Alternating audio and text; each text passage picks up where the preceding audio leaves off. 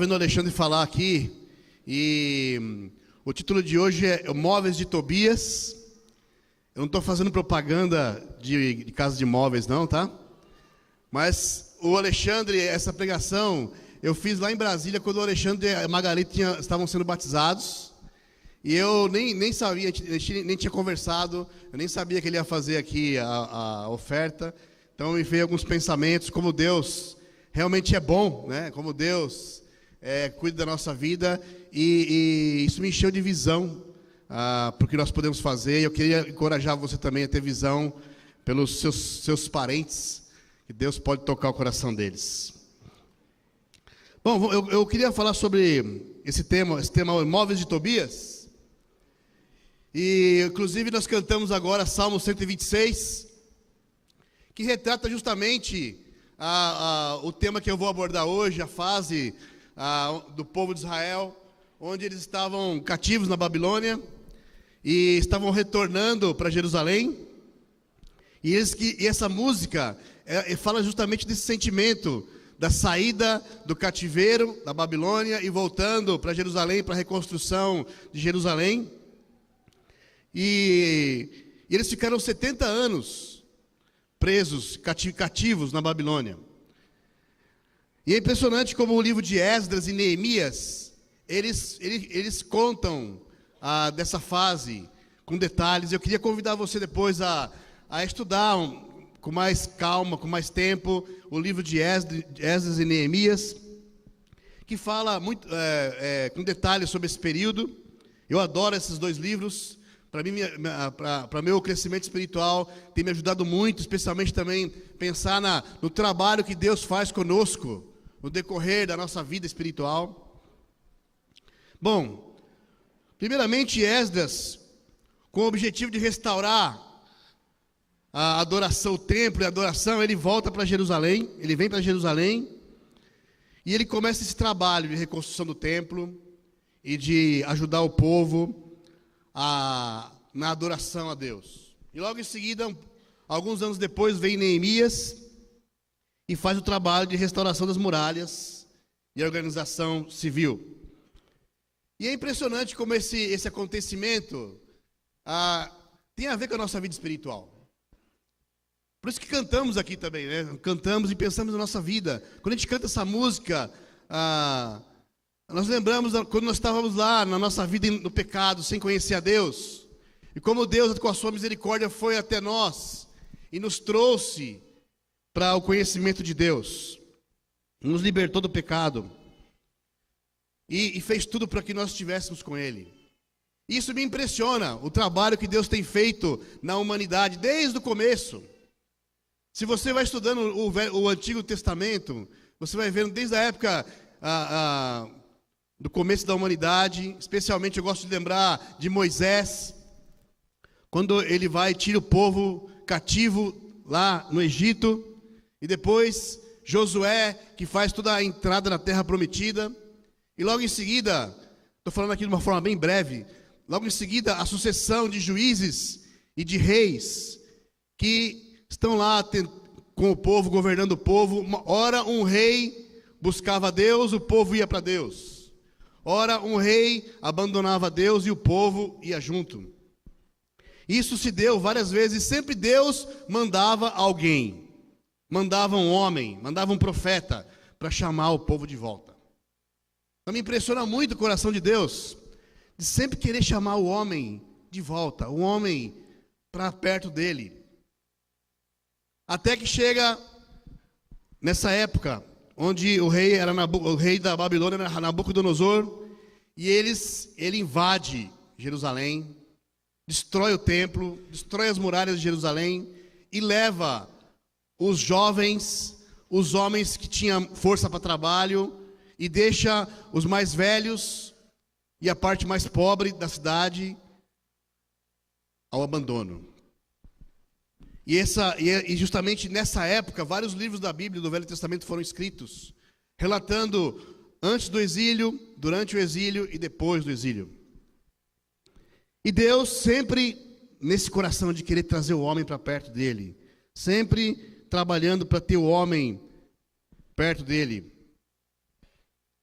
E eu queria tirar agora com vocês alguns ensinamentos dessa época, que vai nos ajudar muito, tem me ajudado muito a pensar sobre isso. Bom, então Neemias vem, Esdras vem primeiro, depois Neemias, eles trabalham juntos, cada um no seu tempo, colocam Jerusalém em ordem. Esdras ensina de novo ao povo as lições sobre Deus, restaura a leitura da Bíblia, da palavra de Deus. E Neemias também faz esse trabalho e constrói as muralhas, tudo conforme a vontade de Deus. Mas quando eles chegam lá, eles encontram muita oposição para fazer esse trabalho. Especialmente Neemias, quando chega para reconstruir as muralhas, ele encontrou muita oposição. Olha, vamos aqui em Neemias capítulo 2, versículo 19. E nesses momentos de oposição, aparece um homem, e eu quero que você grave o nome dele aí, esse homem é Tobias. Aparece Tobias. Neemias capítulo 2, versículo 19 diz assim: porém, Sambalate, Tobias e um árabe chamado Gesem souberam do que estávamos fazendo. Eles começaram a rir e a caçoar de nós e disseram: o que é que vocês estão fazendo? Vocês vão se revoltar contra o rei? Aí aparece agora a figura do Tobias, tentando intimidar Neemias e todos que estavam com ele ali na reconstrução de Jerusalém. Também em Neemias capítulo 4, versículo 1, diz assim: quando Sambalate soube que os judeus estavam reconstruindo as muralhas, ficou furioso e começou a caçoar de nós, diante dos seus companheiros e do exército dos samaritanos. Ele disse: o que é que esses judeus miseráveis estão fazendo? Será que eles pretendem reconstruir a cidade? Será que eles pensam que, oferecendo sacrifícios, poderão acabar o trabalho em um dia? Será que dos montões de entulho e das pedras que foram queimadas, eles podem tirar pedras para a construção? Tobias, que era do país de Amon, estava com ele e disse: que tipo de muralha eles poderão construir? Até mesmo uma raposa poderá derrubá-la. De novo, Tobias aparecendo aqui e tentando desanimar a coragem e a iniciativa e o trabalho que Neemias estava liderando aqui com o povo. Também em Neemias, capítulo 4, versículo 7, de novo aparece o nosso amigo aí da história. Sambalate e Tobias e os povos da Arábia, Amon e Asdod, ficaram muito zangados quando souberam que nós estávamos continuando o trabalho de reconstrução das muralhas de Jerusalém, e as suas brechas já estavam sendo fechadas. Aí se reuniram e combinaram que viriam juntos atacar Jerusalém e provocar confusão. De novo, o nosso amigo Tobias querendo desanimar Neemias e o povo na reconstrução.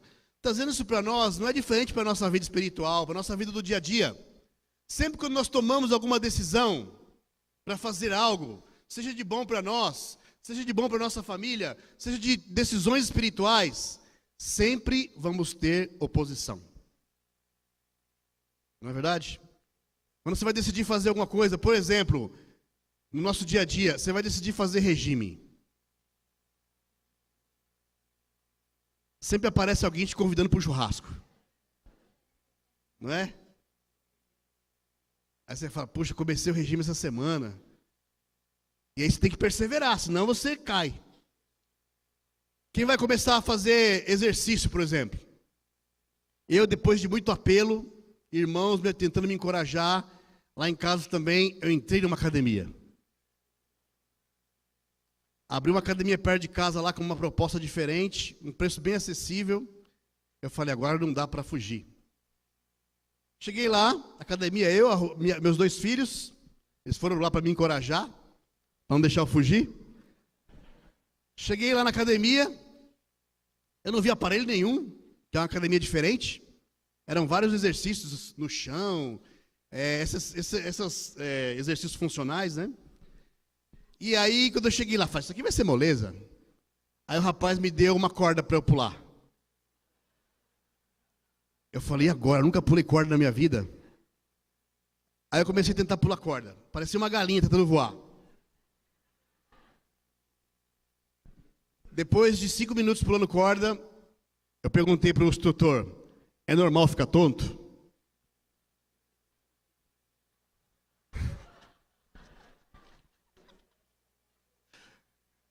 Ele falou, não é normal não, você está fora de forma, hein? Aí eu comecei, não desisti. Quando eu olhei para o lado, estava a Priscila e o Gustavo deitados no chão, rindo de mim. Agora eu vou provar para eles que eu posso. E continuei, fui pegando mais, fui indo outros dias, aí tive um estiramento aqui na batata da perna. Mas eu não vou desistir, eu vou continuar. Mas é impressionante. A gente toma a decisão de fazer algo, sempre vamos ter oposição. E espiritualmente também não é diferente. Você que está estudando a Bíblia, você começa alguém abre a Bíblia para você, o irmão está estudando com você, e você se anima, mas logo em seguida vem algo para desanimar você. Algo no seu caráter, algo que você precisa mudar, alguém que você precisa se reconciliar. Ou a sua família em casa, querendo te desanimar. Sempre vai ter alguém, não se assuste, se você está indo na direção de Deus e alguma coisa está querendo te atrapalhar. Isso faz parte. Você que está estudando a Bíblia, e de repente você sabe que você precisa lidar com o relacionamento, e pedir perdão para alguém, e logo o seu orgulho não quer deixar você fazer isso. Vão aparecer os obstáculos. Sempre, em qualquer área. No casamento, você toma uma decisão. Eu vou ter um bom casamento. Eu vou fazer devocionais agora com os meus filhos. Vai aparecer alguma oposição. Vai chegar seus filhos um dia e falar, não estou afim de fazer. Os horários não vão bater. E aí a gente tem que perseverar. Foi o que Neemias fez aqui. Ele perseverou. Havia oposição. Esse Tobias estava no pé de Neemias. Mesmo para a nossa vida espiritual, quando queremos ser bons profissionais no trabalho, alguém pode pegar no teu pé, teu chefe. Você quer ser justo, alguém vai colocar lá aquele telefone para você falar que a pessoa não está. E você decidiu falar a verdade. Vai aparecer, não se assuste, vai aparecer a oposição. Sabe por quê? Porque as forças do mal não querem que nós adoremos a Deus. Não querem que nós cresçamos na nossa devoção a Deus. Sabe em Neemias 6, no versículo 19, no finalzinho do versículo, aparece de novo o nosso amigo Tobias. Tobias e seus amigos faziam um plano agora para intimidar Neemias. E no final do versículo 19, fala assim, e Tobias continuou a me mandar cartas para ver se conseguia me fazer ficar com medo. No final do capítulo 6, mesmo com toda essa oposição, mesmo com toda essa força querendo impedir Neemias de alcançar o objetivo dele, junto com o povo, Neemias lidera o povo e termina a reconstrução dos muros de Jerusalém. Sabe por quê? Se você lê o capítulo de Neemias, você vai ver a história de Neemias, você vê que ele era um homem de oração. Quando ele se via na dificuldade, estava pegando ali o desânimo, ele ia orar. Ele se ajoelhava, ele orava, ele pedia a Deus, ele clamava a Deus para não deixar ser tomado pelo desânimo. Esse é um bom exercício para fazermos, irmãos, quando nós estamos desanimados. Quando você está diante desses desafios, quando você está diante das más notícias, dobrar nosso joelho e orarmos a Deus. Pedirmos a Deus, clamarmos a Deus. Neemias fez isso muitas vezes e conseguiu, chegou até o final. No versículo 15 de Neemias 6, fala assim, Neemias 6, versículo 15. As muralhas foram terminadas no dia 25 do mês de Elul, depois de 52 dias de trabalho. Então os nossos inimigos das nações vizinhas souberam disso e ficaram desmoralizados, porque todos ficaram sabendo que o trabalho havia sido feito com a ajuda de nosso Deus. Sabe, isso que nos anima quando estamos diante dos desafios, desses obstáculos, é saber que Deus está conosco e quer que nós vençamos esses desafios. Você que está estudando a Bíblia, está difícil. Saiba, Deus quer que você vença esses obstáculos. Você que está na vida cristã já há algum tempo, está difícil. Saiba, Deus quer que você vença essas dificuldades. E agora eu queria entrar no trecho que para mim causou bastante... eu fiquei bastante alarmado de saber como que o mal muitas vezes quer se instalar dentro de nós. Olha só no capítulo 13, versículo 1. Vai aparecer o nosso velho amigo Tobias de novo. No capítulo 13, versículo 1. Então, só te relembrando, Tobias estava lá várias vezes, falando, tentando desencorajar Neemias, mandando carta, falando palavras de desânimo, reunindo pessoas para ficar contra. E olha só o que acontece agora no capítulo 13. Depois que ele viu que não deu mesmo, Neemias foi lá e perseverou. Olha só aqui no versículo 1. A lei de Moisés estava sendo lida em voz alta para o povo. Então chegaram ao trecho em que diz que nunca seria permitido que nenhum amonita ou moabita se juntasse ao povo de Deus. Isso porque o povo de Amon e de Moabe não haviam dado comida nem água aos israelitas na sua viagem, quando saíram do Egito. Ao invés disso, esses dois povos haviam pago a Balaão para amaldiçoar o povo de Israel. Mas o nosso Deus virou a maldição em bênção. Quando os israelitas ouviram a leitura dessa lei, eles expulsaram os estrangeiros do meio deles. Antes desses acontecimentos, o sacerdote Eliasibe, que era o encarregado dos depósitos do templo, havia se ligado com Tobias, nosso velho amigo aqui da história, por laços de parentesco. Por isso, havia deixado que Tobias usasse uma sala grande, onde antes eram guardadas as ofertas de cereais de incenso, os objetos usados no templo, as ofertas para os sacerdotes e a 10ª parte dos cereais, do vinho, do azeite dados para os levitas, para os músicos e para os guardas do templo. Porém, quando isso aconteceu, eu não estava em Jerusalém, porque no ano 32 do reinado de Artaxerxes, da Babilônia, eu havia voltado para lá, a fim de dar ao rei um relatório. Mas depois de algum tempo, ele deixou que eu voltasse. Então voltei para Jerusalém e fiquei sabendo do mal que Eliasibe havia feito, deixando que Tobias usasse uma sala do templo. Eu fiquei tão furioso que joguei todos os móveis de Tobias para fora da sala. Depois dei ordem para que a sala fosse purificada e que os objetos do templo, as ofertas de cereais e o incenso fossem colocados ali de novo. Olha que interessante. Eliasibe era o sacerdote. E ele acaba por se envolver com Tobias em laços de parentesco. Provavelmente Tobias casou com alguém da família de Eliasibe. Ele permitiu que Tobias fosse morar dentro do templo. Esse Tobias estava lá criticando, tentando impedir que as coisas fossem reconstruídas. E agora ele vai parar dentro do templo.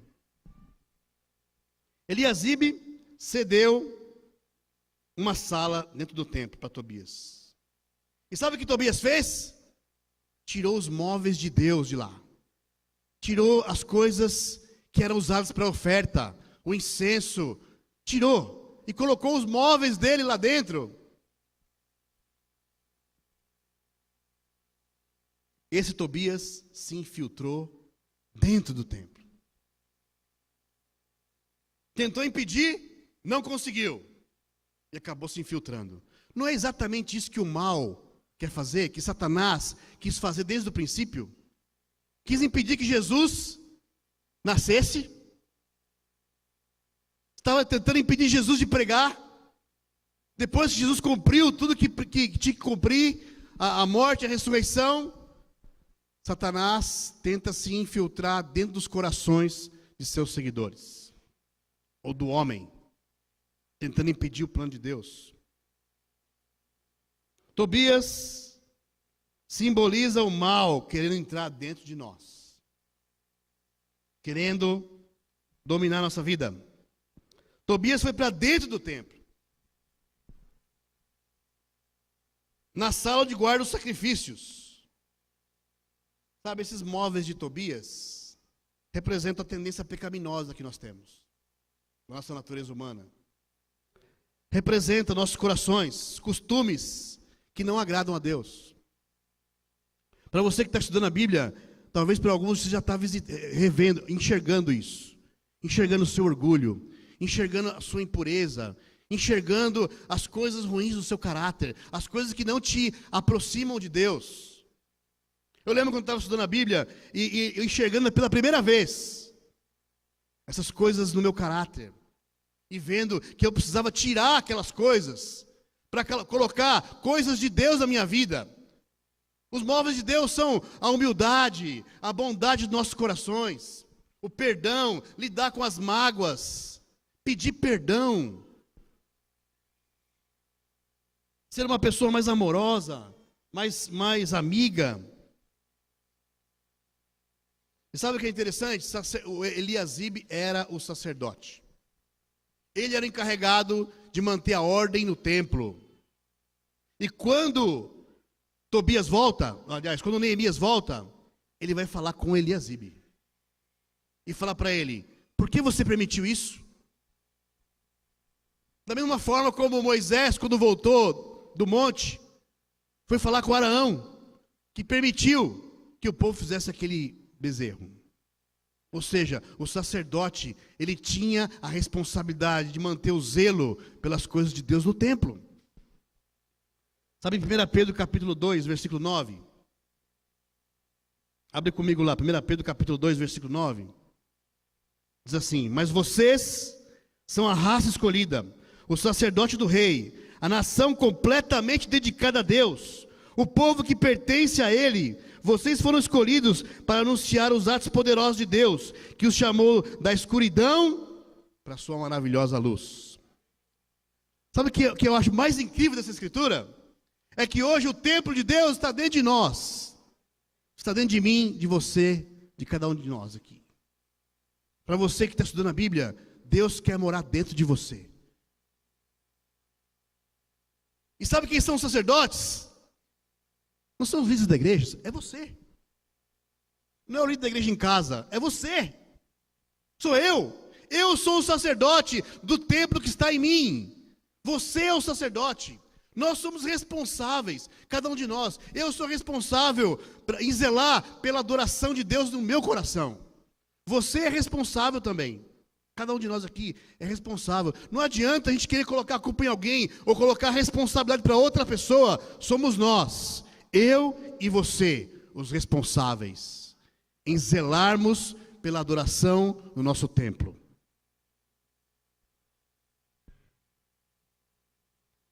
Você tem sido um sacerdote zeloso ou você tem sido um sacerdote permissivo?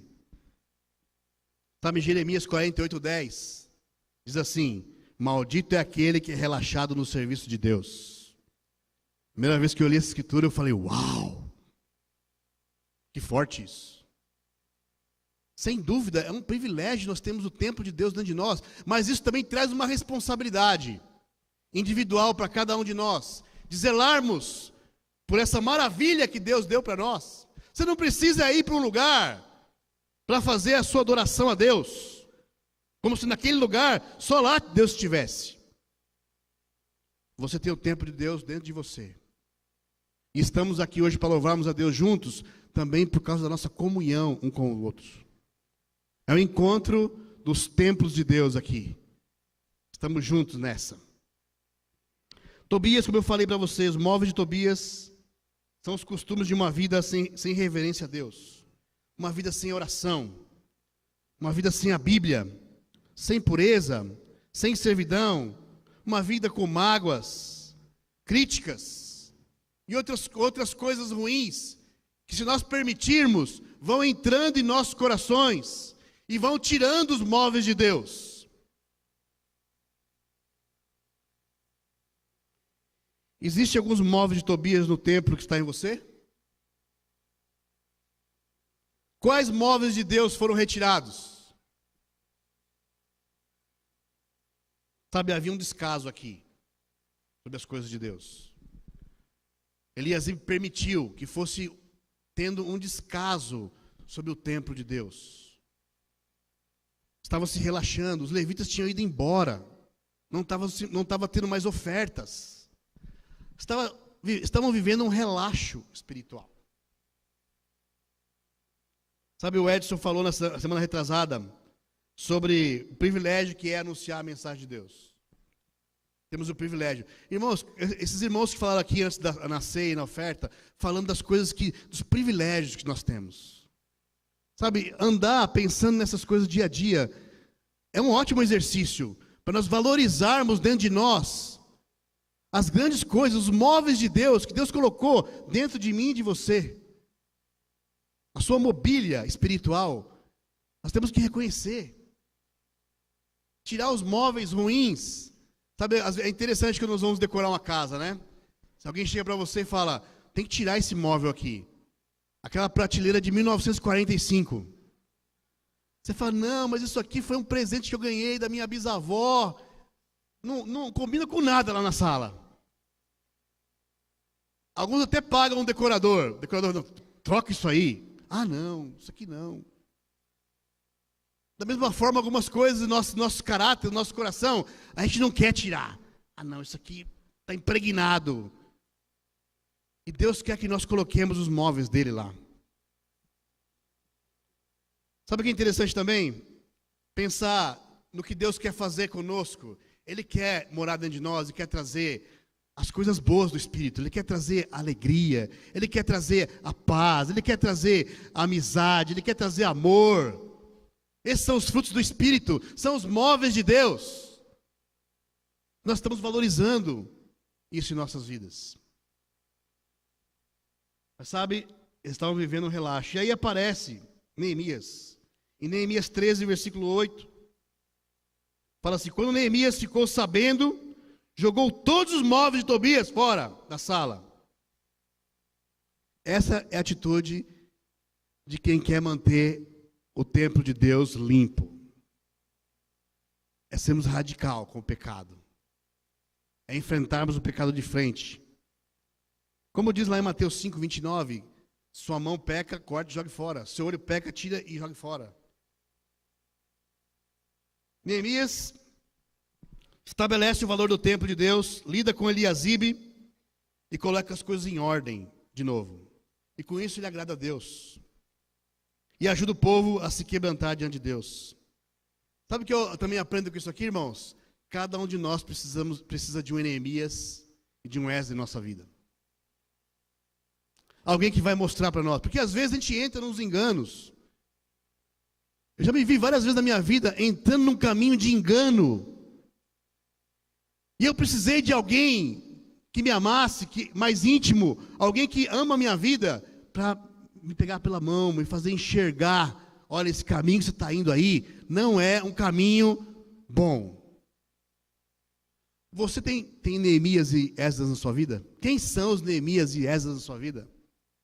Você está permitindo que eles lidem com você? Sabe, é interessante, né? A gente vai amadurecendo nossa vida.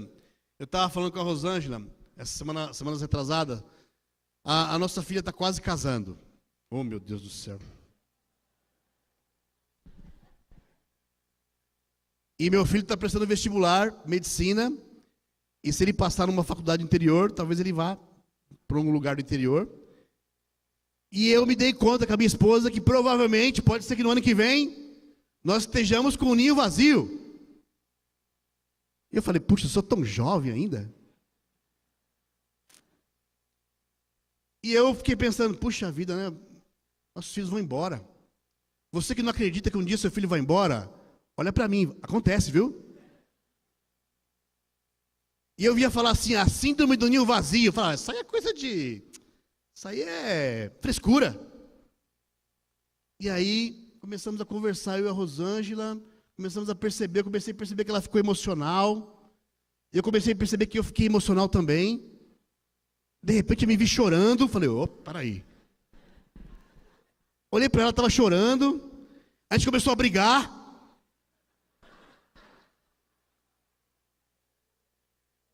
Fazia tempo que a gente não brigava. Começamos a brigar com o outro. Falei, meu Deus do céu, eu vou ficar com ela sozinho daqui para frente.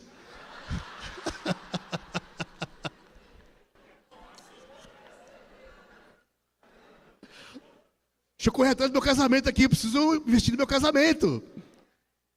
E aí eu fui buscar o Héctor e a Sandra. Fomos almoçar um dia e abrimos nosso coração para eles. Eles nos ajudaram. Sabe, eu fiquei lembrando dessa escritura quando eu estava falando com o Héctor. Em Esdras 9, versículo 3, Neemias 13, versículo 25, Neemias, para ajudar o povo, sabe o que ele fez? Ele arrancou os cabelos. Imagina aí você pegar, eu sei que você já teve vontade de fazer isso com alguém, pegar o cabelo e, por que você fez isso? Esdras fez o contrário, ele pegou e tirou os cabelos dele. Foi lidar com o povo, viu que o povo estava em pecado, arrancou os próprios cabelos. Aí você escolhe o que você quer fazer. O Héctor escolheu arrancar os cabelos dele.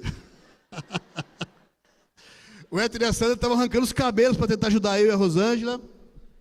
Mas eu queria muito agradecer vocês por aquela conversa. Foi muito boa, me ajudou bastante gente. Mas eu fiquei pensando, puxa, graças a Deus que eu tenho Neemias e Esdras ao meu redor. Outro dia, tendo uma conversa com o Léo e a Michelle na casa deles também, o casal que a gente tem parceria lá no leste, o Léo falou umas coisas para mim. Eu até olhei para trás assim para ver se era eu mesmo. E eu saí pensativo, falei, caramba, eu preciso mudar na minha relação com as pessoas. Ele me apontou algo no meu caráter. O Fernando, outro dia a gente brigou, nós brigamos, eu fui almoçar com o Fernando, e ele apontou umas coisas no meu caráter também. Eu falei, caramba. Quando alguém aponta algo no seu caráter, você não fica bem na hora. Mas depois você vai para casa, você conversa, você ora, e aí você reconhece algumas coisas, e aí você volta a falar com a pessoa, e aí você muda. Quem são os Neemias da sua vida? Quem são os Esdras que têm arrancado os cabelos por você? Irmãos, se a gente não tiver emoção nesses nossos relacionamentos, fica um negócio muito chato. Quando estamos com alguém, eu não estou falando para você arrancar o cabelo de ninguém, mas o que eu aprendo com isso é que você tem que ter emoção para o que está fazendo.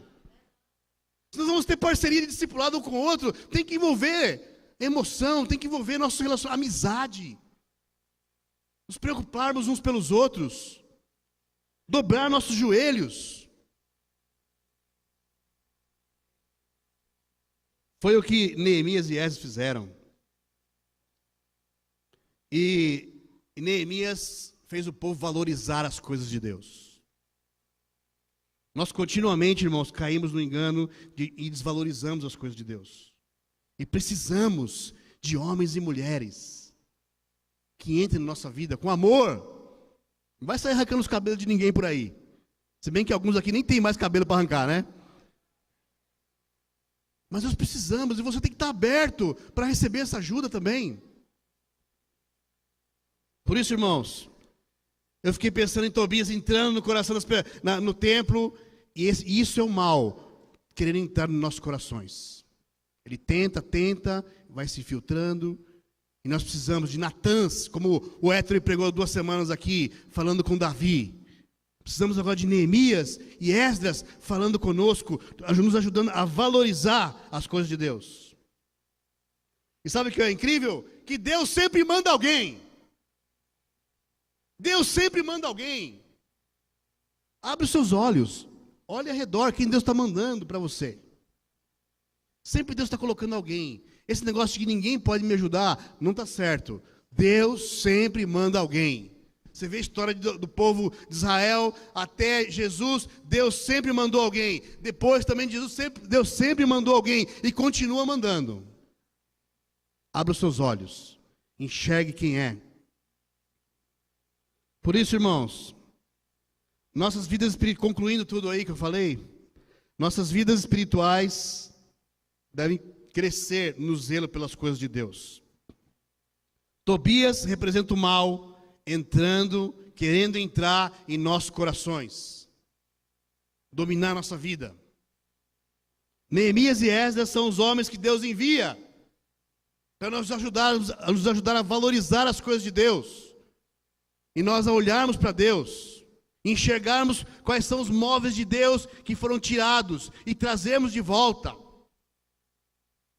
e manter a nossa adoração no templo que está dentro de nós, para que Deus more dentro de nós, para que nós caminhemos nossa vida espiritual até o dia em que vamos encontrar com o nosso Senhor, e vamos conviver com Deus, sentar no colo dele, vamos falar com Deus face a face, vamos estar convivendo com Deus nos céus. Mas até lá, tem uma caminhada. Até a nossa transformação final, temos uma caminhada. E eu e você precisamos zelar pelos móveis de Deus. Oremos. Muito obrigado, Senhor, porque podemos ouvir a Tua palavra, Deus, e ver esses alertas que o Senhor nos dá, Pai, e ao mesmo tempo apreciar o quanto o Senhor nos ama, o quanto o Senhor tem lutado pelo homem desde o começo da humanidade até hoje, mandando outros homens com a Tua palavra para ajudar a enxergar, para valorizar as coisas do Senhor. Pai, muito obrigado, Senhor, por todas as coisas que nós temos aqui. Nós temos o Espírito Santo dentro de nós, nós temos a Tua palavra à nossa disposição, nós temos a ser companheiros dessa batalha. Tudo isso, Deus, ajuda-nos para sempre fazer do templo que está dentro de nós uma honra, em nome de Jesus. Amém. Muito obrigado, irmão. Deus que abençoe a todos.